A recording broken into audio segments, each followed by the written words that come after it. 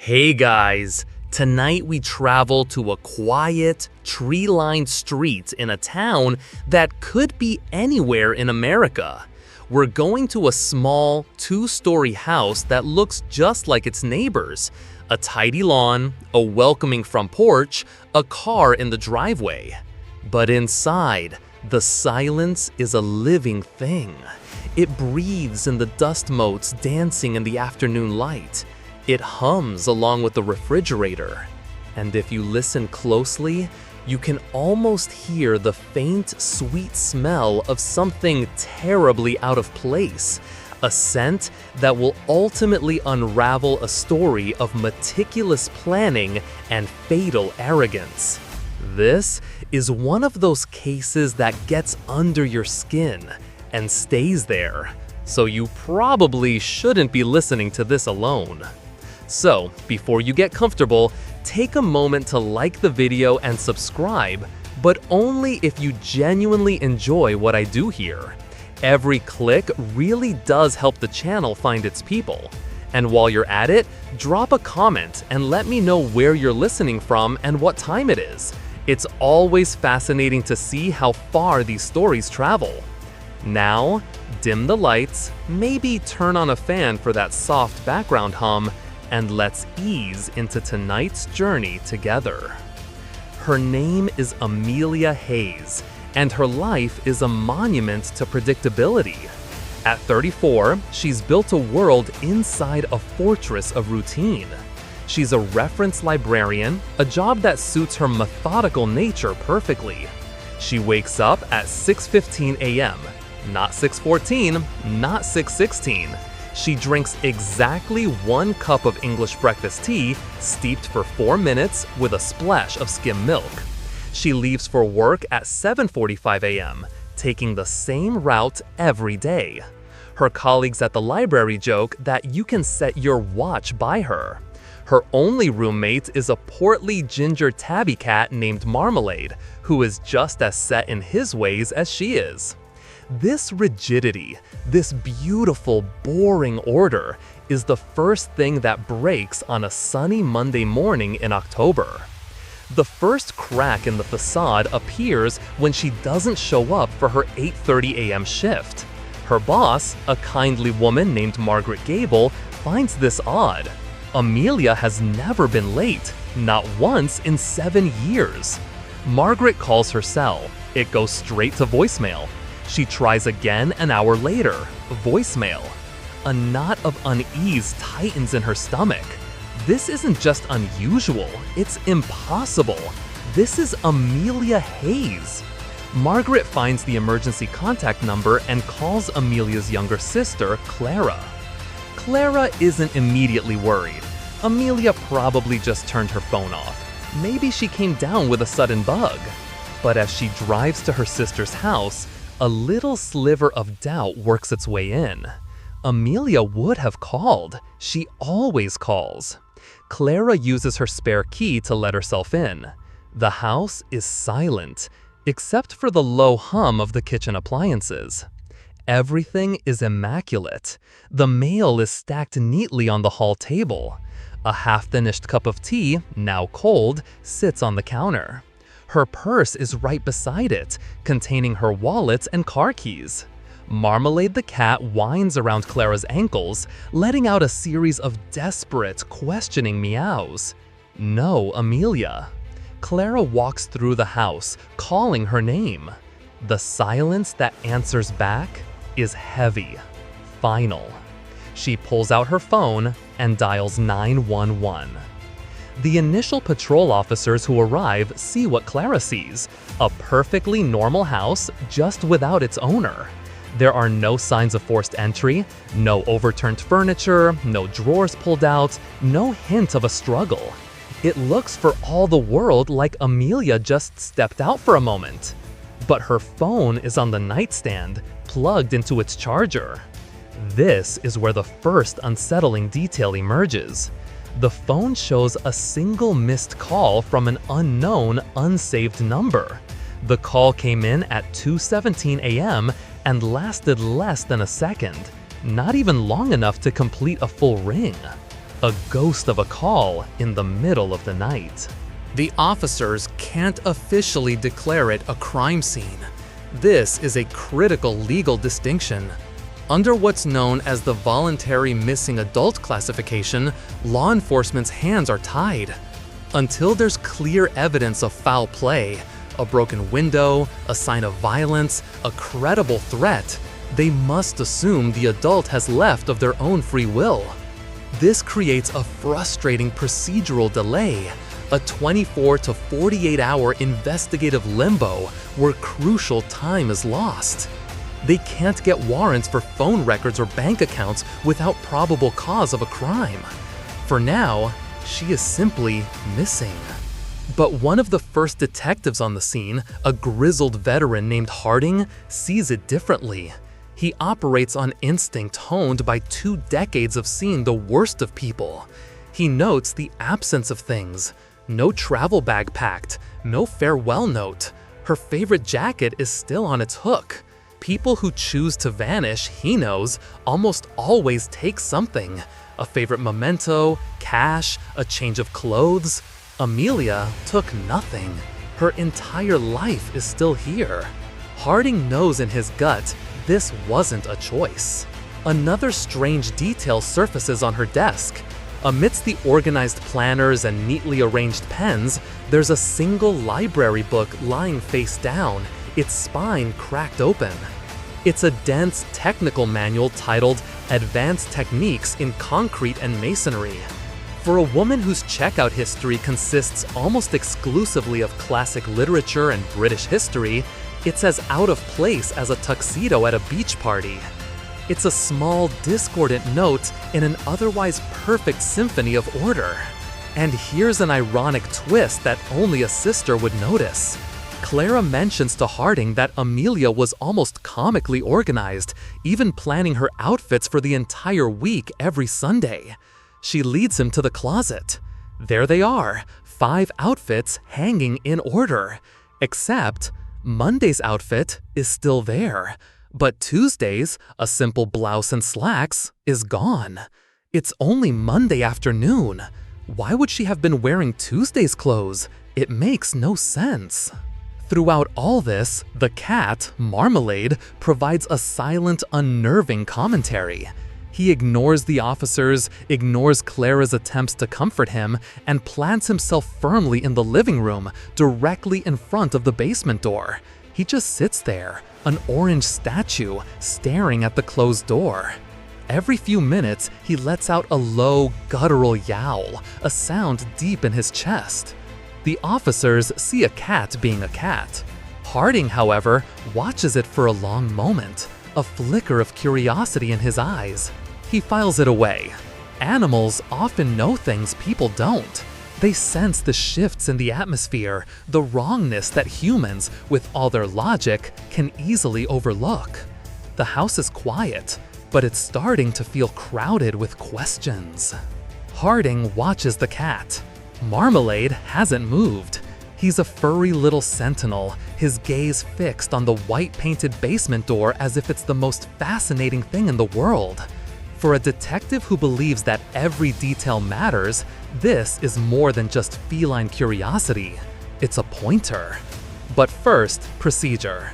With Clara's testimony about Amelia's unshakable routines, the oddity of the missing Tuesday outfit, and that ghost call at 2:17 a.m., Harding now has enough to convince a judge. He has articulable suspicion that a crime has occurred. The frustrating 24-hour waiting period for a voluntary missing person is bypassed. A search warrant is drafted, signed, and delivered within hours. Now, they can treat the house not as a puzzle box. The crime scene unit descends. They move with a quiet, practiced efficiency that is both comforting and deeply unnerving. They are methodical ghosts in blue jumpsuits, dusting for prints, swabbing for DNA, photographing everything from every conceivable angle. They document the half-full glass of water on the nightstand, the precise alignment of the spice jars in the kitchen, the lack of any scuff marks on the polished hardwood floors. and the picture that emerges is one of maddening, sterile perfection. Too perfect. There are prints, but they are all Amelia's. There's a smudged partial on a doorknob belonging to her sister, Clara, which is expected. But there are no mystery prints, no smudges on the windowsills, no unidentified fibers snagged on the furniture. The entire house presents as a sealed environment, a diorama of a single person's life. This is where a fascinating debate in criminal psychology comes into play here. Experts still argue whether a clean crime scene is the work of a forensic genius or a panicked amateur. One theory suggests that a sophisticated offender, someone with knowledge of investigative techniques, will perform a forensic countermeasure sweep, wiping down surfaces to eliminate evidence. Another theory posits that it's often the opposite. A panicked killer overcleans, scrubbing away not just their own traces, but all traces, creating an unnatural void that is in itself a giant red flag. Is the person they're looking for smart and careful, or just lucky and scared? The first real chink in the armor of this perfect house is found in the kitchen. A CSI tech with a nose for chemicals notes a faint, almost imperceptible scent of bleach coming from the sink drain. It's not strong enough to suggest the whole kitchen was scrubbed. It's localized, specific. Someone poured bleach down the drain. Why? To wash away blood? A chemical? It's the first concrete sign that something was deliberately concealed here.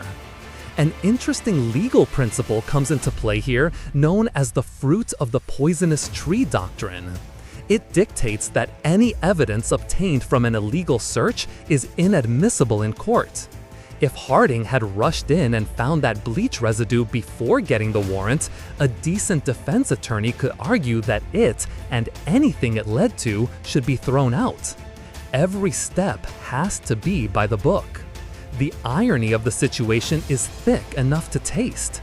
Amelia's own obsessive cleanliness, her meticulous nature, has become the perfect camouflage for her abductor. In a messy person's home, a frantic cleanup would be obvious. But here, the killer didn't have to restore the house to a pristine state. They just had to maintain it. They used her personality as a weapon against the investigation. They are hiding in plain sight, masked by her own routine. The search moves methodically through the first and second floors. They catalog the book on concrete and masonry, bagging it as evidence. They download the data from her computer and phone. The search history is exactly what you'd expect. Library databases, British historical societies, cat food reviews. No dating sites, no mysterious chat rooms, no hidden life. It's a digital dead end. Finally, Harding turns to the basement door. Marmalade is still there, now pacing in a tight little circle, his low growl a constant hum. "All right," Harding says to his partner, a younger detective named Miller. "Let's see what the cat's so worked up about." They open the door. A wave of cool, damp air, smelling of earth and old laundry washes over them. They descend the creaky wooden stairs, their flashlights cutting beams through the dim light. The basement is large, unfinished. Concrete floor, cinder block walls, a hulking furnace and water heater stand in one corner. Neatly stacked boxes labeled in Amelia's perfect handwriting, winter clothes, university textbooks, holiday decorations, line one wall. It's as organized as the rest of the house. They sweep the area. They look for drag marks on the floor, disturbed dust on the boxes, anything. Nothing. The concrete floor is old, cracked in places, but uniform. There are no fresh stains, no strange discolorations. The cat's fixation seems to be a bust, a bizarre, unexplainable red herring. The team stands in the middle of the cold, silent basement, a profound sense of disappointment settling over them. They've been here for hours, and all they have is a faint smell of bleach, a weird library book, and a missing outfit. The killer has seemingly vanished along with their victim, leaving behind a perfectly preserved, maddeningly silent house. The scene is so clean, so devoid of clues, it feels less like an investigation and more like an insult. The basement is a dead end. Or so it seems. Detective Harding, a man who trusts gut feelings more than he trusts most people, isn't ready to give up on it. He stands near the bottom of the stairs, letting the silence settle around him. Miller, his partner, is already heading back up, mumbling about getting coffee and chasing down financial records. The CSI team is packing up their kits, their movements betraying a sense of professional frustration. They found nothing of substance. But Harding lingers. He watches Marmalade, who has crept down the first few steps of the stairs and is now crouched, his amber eyes still locked on the far corner of the basement, his tail twitching like a metronome of anxiety. Harding walks slowly across the concrete floor, his footsteps echoing in the cavernous space. He approaches the corner the cat is obsessed with. It's where the furnace and water heater live, a tangle of pipes and ducts. He shines his flashlight over the area again. Just concrete, dust, and a few cobwebs. He's about to turn away when a new member of the team, a rookie CSI tech barely out of the academy named Officer Chen, comes down the stairs. Chen is young, eager, and still sees the world through a lens of textbook procedures, not jaded experience. Chen is young, eager, and still sees the world through a lens of textbook procedures, not jaded experience. "Find anything, detective?" Chen asks, his voice a little too loud in the quiet space. "Just a cat with a staring problem," Harding grumbles, more to himself than to the rookie.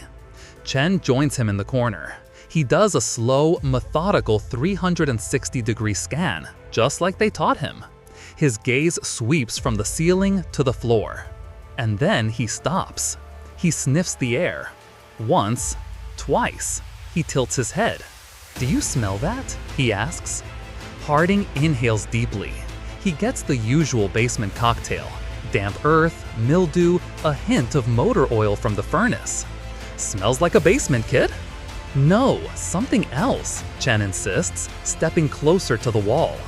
He crouches down, his nose just inches from the concrete floor. "It's sweet, floral, like perfume?" Harding crouches beside him, a flicker of irritation giving way to curiosity. He takes another long sniff. This time he tries to isolate it, to push past the dominant sense of damp and dust. And then he gets it. It's incredibly faint, almost imaginary. A ghost of a fragrance hanging in the cold air. It's a high, clean note. Jasmine, maybe?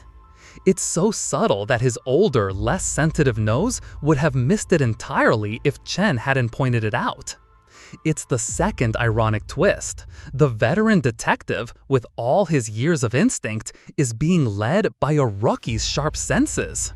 A detail so faint, it was almost lost forever. This is where another unusual detail surfaces. On a dusty, rickety shelf behind the furnace, almost completely hidden from view, is a small, empty spray bottle. Not an aerosol can, but a fine mist atomizer, the kind used for houseplants or ironing. But this one is bone dry and smells of nothing at all. It's just an empty plastic bottle in a basement full of junk. It seems insignificant. Harding almost dismisses it, but on a hunch, he tells Chen to bag it. In a case with no evidence, everything is evidence. The faint scent and the empty sprayer trigger a new line of questioning. When they speak to Clara again, they don't ask about enemies or arguments, they ask about smells. "Did Amelia have a signature perfume?" Harding asks. Clara's face lights up with a sad memory. "Oh yes, she wore it every single day. It was her one little luxury. A French brand, ridiculously expensive. Jardin de rêves, Garden of Dreams. Clara describes the scent perfectly, a complex blend with a top note of jasmine. The pieces start to click into place. But why would the smell of her perfume be concentrated in this one corner of the basement? And why would it be so faint, as if only a whisper of it remains? This discovery raises a critical legal debate, the plain smell doctrine. It's a corollary to the plain view doctrine, which allows officers to seize evidence they see without a warrant. Courts have generally held that if an officer legally present at a location smells something that is immediately recognizable as contraband, like marijuana, they have probable cause to search. But what about a non-incriminating scent like perfume? Experts still argue about the threshold. Is a faint, ambiguous floral scent enough to tear up a basement floor? In this case, because they already have a warrant for the entire premises, the point is moot. But in other cases, a defense attorney could have a field day arguing that a smell alone, especially a common one, doesn't constitute probable cause for a destructive search. The team, now re-energized by this fragile thread of evidence, focuses its full attention on the corner. They bring in specialized equipment. A black light is shown over the floor. The faint scent and the cat's bizarre behavior are no longer just oddities, they are a map. Under the ultraviolet light, the area remains stubbornly blank. No biological fluids, no chemical traces that fluoresce. The killer was careful, or lucky. But then, the black light hits the wall behind the furnace, and there, almost invisible to the naked eye, is a single, perfect handprint. It's low on the wall, about 2 feet from the floor, in a spot that would be almost impossible to touch accidentally. It's a clean print, not in blood or dirt, but in some kind of clear, slightly oily substance that makes it glow a faint, ghostly yellow under the UV light. It's the print of a small hand, a woman's hand. Amelia's hand? It looks like a final desperate message left in a place no one would ever think to look. The perfectly sterile crime scene finally has a wound. A small one, but it's bleeding clues. The discovery of the ghostly handprint changes the entire dynamic of the investigation. The basement is no longer a cold, sterile box. It's a canvas. The faint floral scent is no longer a random anomaly. It's a signpost. Detective Harding stands over the section of concrete floor in the corner, a new certainty hardening in his gut. The smell, the handprint on the wall, the cat's unwavering fixation, it all points to this one spot. The pieces are scattered, but they belong to the same puzzle.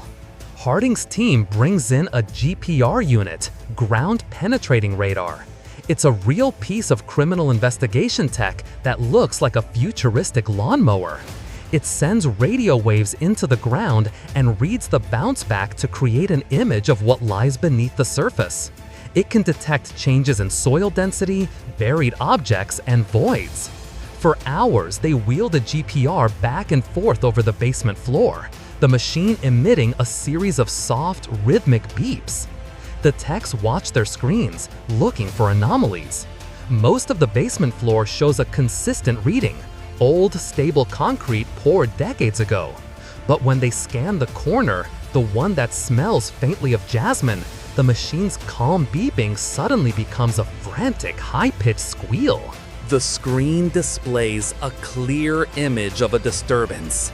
A rectangular section of the floor, roughly 3 feet by 6 feet, shows a different density. The concrete here is newer, fresher. Someone has cut out a section of the original floor, dug underneath, and then patched it with new concrete. It's a masterful job, almost seamless to the naked eye. This explains the book on advanced techniques in concrete and masonry found on Amelia's desk. It wasn't her reading material, it was the killer's. A chilling piece of premeditation.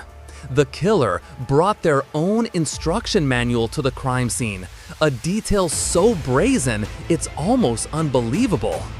The floral scent now makes a terrible, tragic sense.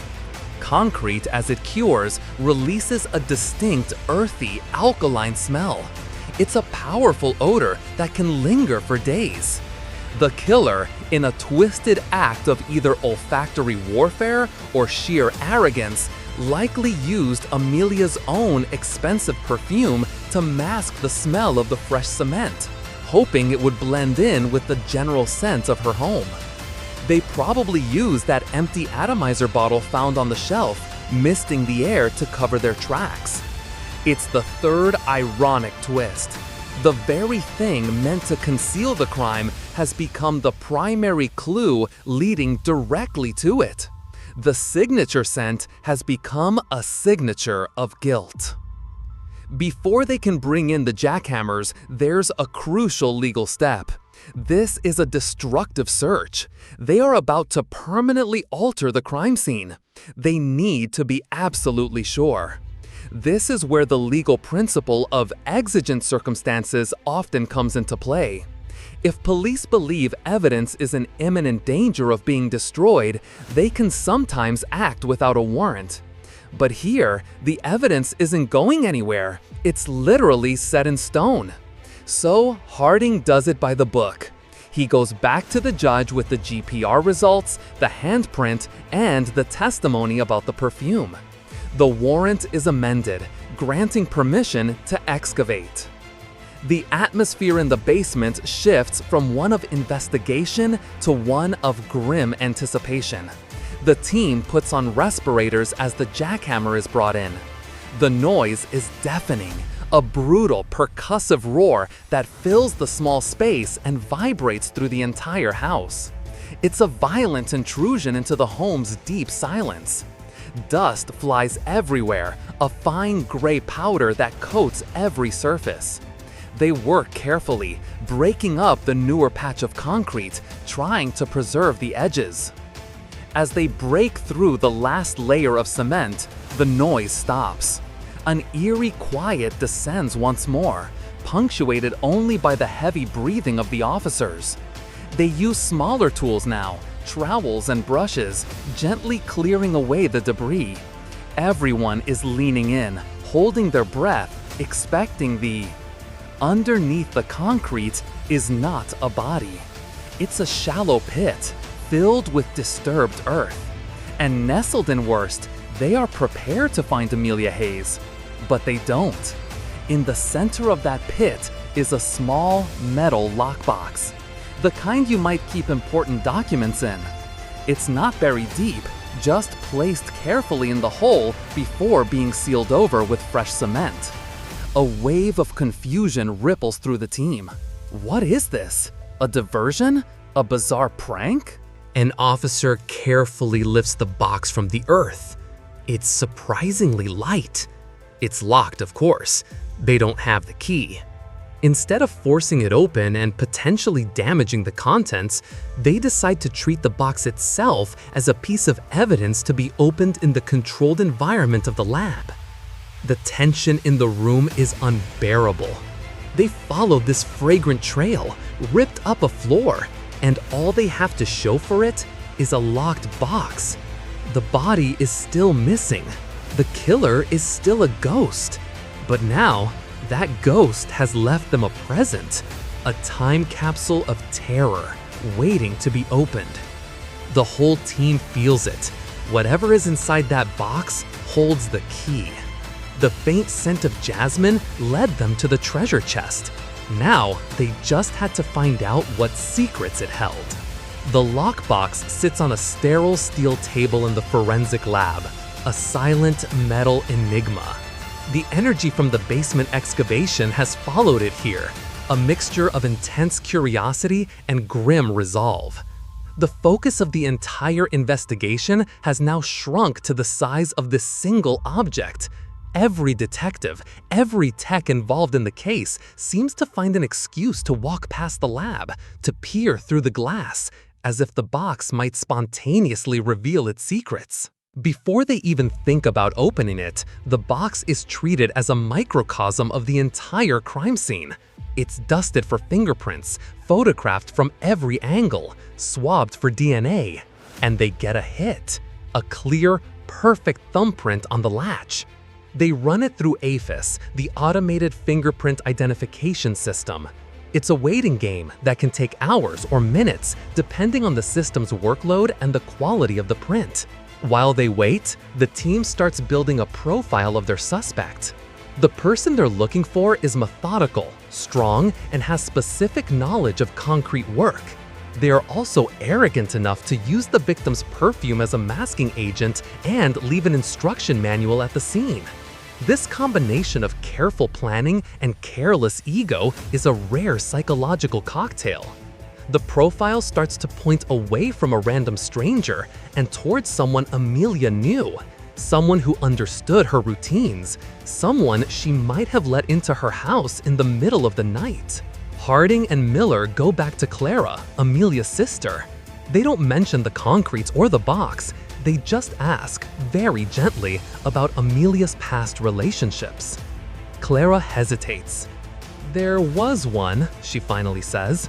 Mark Renshaw, the ex-boyfriend. They dated for 2 years and broke up about 6 months ago. Clara describes him as charming on the surface, but controlling underneath.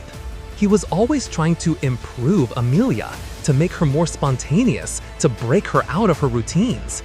It was a fundamental clash of personalities. The breakup, Clara says, was Amelia's decision, and it was not amicable. Mark didn't take it well. He called, he texted, he showed up at her library. He couldn't accept that she had ended it. And then Clara delivers the detail that makes every cop in the room sit up straight. What does Mark Renshaw do for a living? He owns a small, high-end construction business. His specialty? Custom concrete countertops, patios, and flooring. The puzzle pieces don't just click into place, they slam together. The book on concrete masonry, the professional-grade patch in the basement floor, it all points to Mark. It's a classic case of domestic violence escalating after a breakup, a statistically common and tragic event. According to the National Coalition Against Domestic Violence, a significant percentage of homicide victims are killed by an intimate partner. The most dangerous time for a victim is often right after they leave the relationship. Just as Harding is processing this, his phone buzzes. It's the lab. The fingerprint from the lockbox has a match. The print belongs to Mark Renshaw. He has a minor criminal record from his youth, a DUI and a public intoxication charge, so his prints were in the system.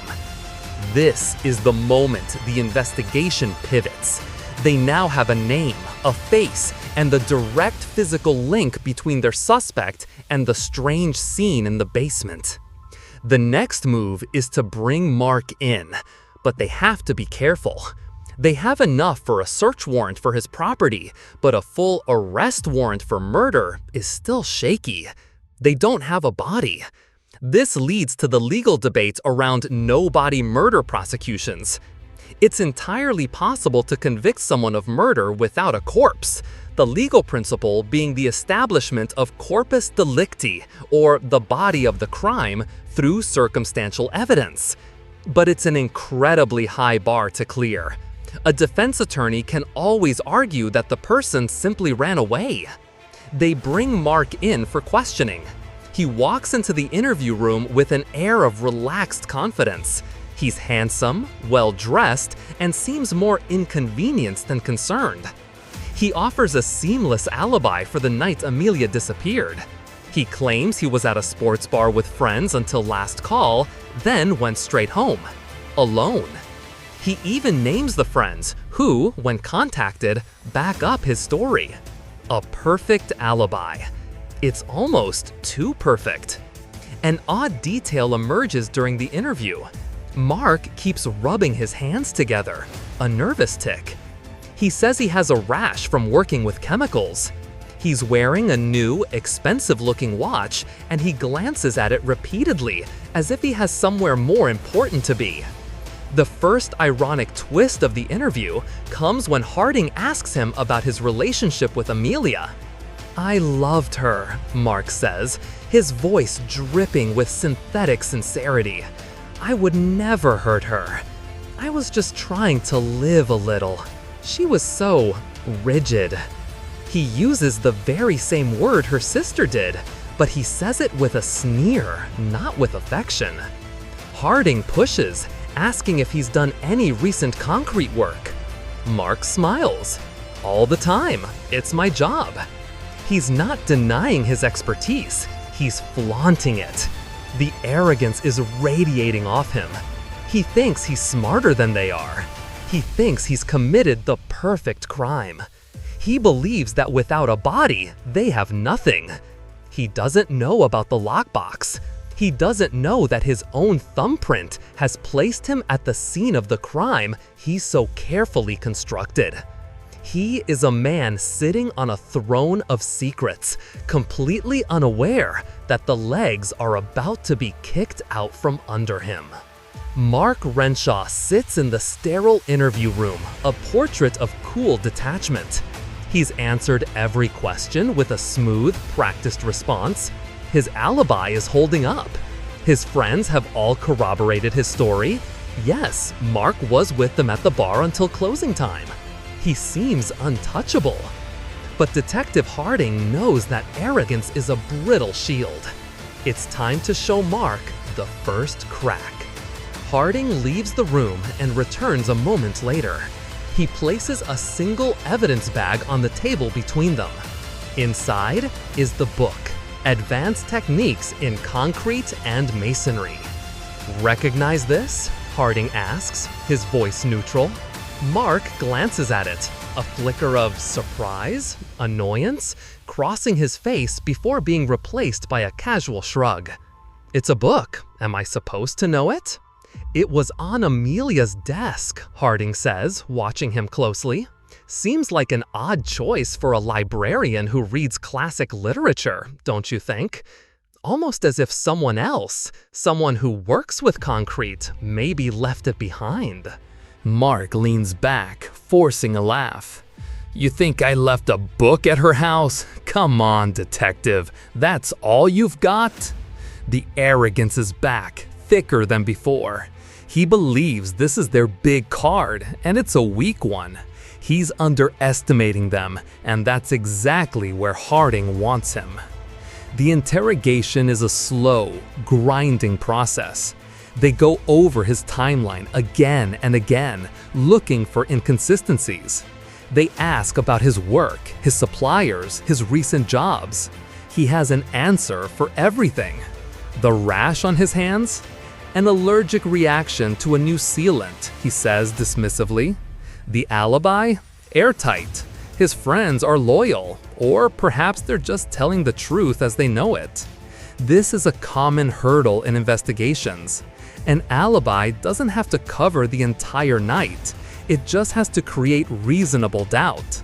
If Mark was at a bar until 2 a.m., it seems unlikely he could have committed the complex crime they're investigating. But Harding remembers the ghost call on Amelia's phone. 2:17 a.m. The timeline is tight, but not impossible. Meanwhile, the forensic team is finally given the green light to open the lockbox. They don't pry it. They carefully drill out the lock mechanism to preserve the integrity of the box and its contents. Inside, the team finds something completely unexpected. Not a weapon, not a confession. It's a collection of small, seemingly random items, arranged with a chilling deliberateness. On top is a single, pressed jasmine flower, now brown and brittle with age. Beneath it lies a small, velvet pouch. Inside the pouch is a single object, a flash drive. This is a significant moment from a legal standpoint. The warrant they obtained was for a search of the premises for evidence related to a missing person. Now they have a digital storage device. This brings up the ongoing legal debate surrounding digital privacy and the scope of a warrant. Can a warrant for a physical location automatically extend to the digital contents of a device found there? The Supreme Court case Riley v. California 2014 established that police generally need a separate warrant to search a cell phone, recognizing the vast amount of private information they contain. By extension, courts have been very careful about digital devices like flash drives. Harding has to go back to the judge, present the new evidence, and get a specific warrant to search the contents of the drive. It's another frustrating but necessary delay. While they wait for the new warrant, Harding decides to rattle Mark's cage. He walks back into the interview room. He says nothing. He just sits down and places a second evidence bag on the table, next to the book. Inside is the empty atomizer, the one they found on the dusty shelf in the basement. Mark looks at it. His mask of indifference doesn't slip, but a new tension enters his posture. He's sitting straighter now. "Found this in the basement," Harding says casually. "Smelled faintly of jasmine. Kind of like Amelia's perfume, Jardin des Rêves. You remember that scent, don't you, Mark? You probably still smell it on your clothes." For the first time, a real crack appears in Mark's composure. His gaze darts from Harding's face to the bottle and back again. He says nothing. The silence in the room is a weapon. This is the second ironic twist. The tool he used to hide his work, the perfume, is now being used to psychologically dismantle him. He thought it was a clever trick, but he didn't count on a rookie with a good sense of smell. Finally, the warrant for the flash drive comes through. A tech plugs it into a laptop. They hold their breath. The drive contains only one file, a short video clip just over a minute long. The tech clicks play. The screen flickers to life. The video is shaky, clearly filmed on a cell phone.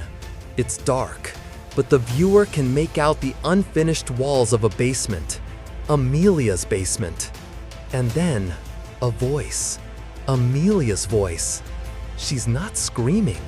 She's speaking with a calm, chilling clarity, as if she's dictating a letter. "My name is Amelia Hayes," she says, her voice steady despite the fear you can hear humming just beneath the surface. It is 2:23 a.m. on Tuesday, October 12th. Mark Renshaw is here. He let himself in.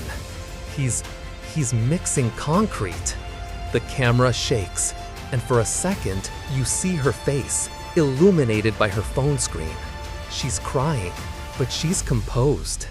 He says he's going to bury me, but he made a mistake. He left his phone on the table when he went to get more water. I put my flash drive in it. This flash drive. She holds it up to the camera. I'm putting this in my document box. I know he's going to bury it to throw them off. He thinks it's full of my papers. He thinks he's so smart. Her voice breaks for a moment. He is, but he's arrogant. He told me everything. She takes a deep breath. The body is not here. Remember the old well on his family's property? The one we used to?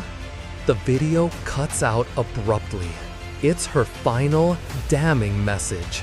A time capsule of terror. She used her last moments not to fight, but to outthink her killer. It's the ultimate tragic irony. In the end, the quiet, methodical librarian was smarter than the arrogant killer who mocked her for her predictability. She knew he would underestimate her.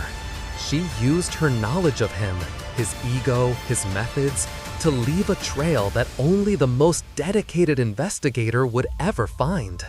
The lockbox wasn't a diversion. It was a message in a bottle, cast into a sea of concrete, waiting for someone to find it. The air in the room where they watch the video is thick with a mixture of triumph and profound sadness. They have found Amelia Hayes, not her body, but her voice, her final act of defiance.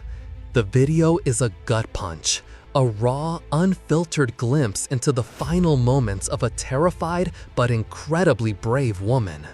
Her composure in the face of certain death is breathtaking.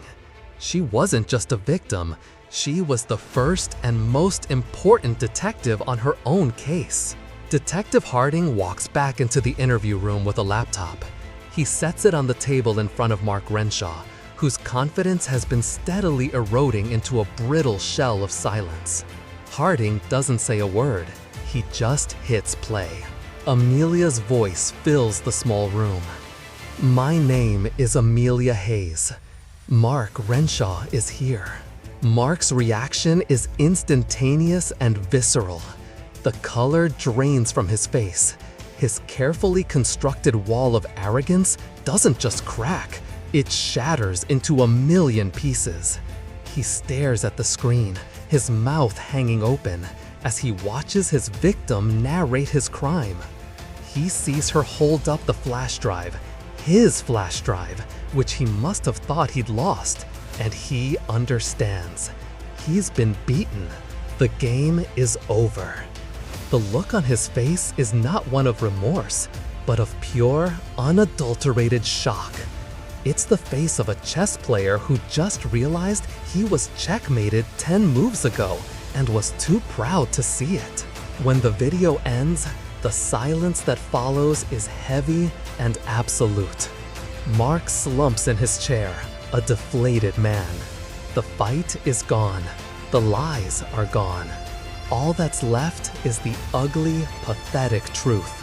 Her last words, Harding says, his voice low and cold. And she left them for us, not for you. This is the point where a real legal event known as a spontaneous utterance or excited utterance comes into play, though in a reverse context. Usually, this hearsay exception allows frantic statements made during a startling event to be admissible in court because the person theoretically had no time to fabricate a lie. Here, Amelia's statement is the opposite: calm, deliberate, and recorded. Its admissibility would likely be fought by the defense, but its impact on the suspect right here, right now, is absolute. Mark begins to talk. It's not a confession so much as a torrent of resentment and excuses. He confirms the alibi with his friends was partially true. He was at the bar, but he left around 1:30 a.m., telling them he was going home. Instead, he drove to Amelia's. The ghost call at 2:17 a.m. was him, a butt dial as he got out of his car. He used a key he'd copied months before she broke up with him. He found her awake, reading in bed. They argued. He didn't mean to kill her, he claims, the classic cowardly defense. He says he just snapped. The most unusual and chilling detail of his confession is the why behind the concrete. He didn't just want to hide the body, he wanted to create a mystery. He explains, with a terrifying sort of pride, that he read about famous cold cases. He wanted to be one of them. He buried the lockbox with her important papers as a red herring, a theatrical flourish to send the police on a wild goose chase, confident they'd never find the real burial site. He thought it was the height of criminal genius. And this brings us to the final, most bitter irony of the case. His signature of arrogance, the one he was so proud of, was his undoing. He used her perfume to mask the smell of the concrete, but it was that very perfume that drew the investigator's attention. He left the book on masonry behind, a trophy of his cleverness that became a piece of evidence. And he staged the burial of the lockbox, a grand misdirection that turned into a direct message from beyond the grave. Every single step he took to build his perfect, unsolvable crime was a brick in the wall of his own prison cell. Based on Amelia's final words and Mark's full confession, a search team is dispatched to his family's old, derelict farm property a few miles outside of town. They find the old, stone-lined well exactly where Amelia said it would be, covered with rotting planks of wood. Deep inside, they find her body. Mark had wrapped her in Tuesday's clothes, the missing outfit, another one of his twisted symbolic gestures. She was moving on to the next day, a day she would never see.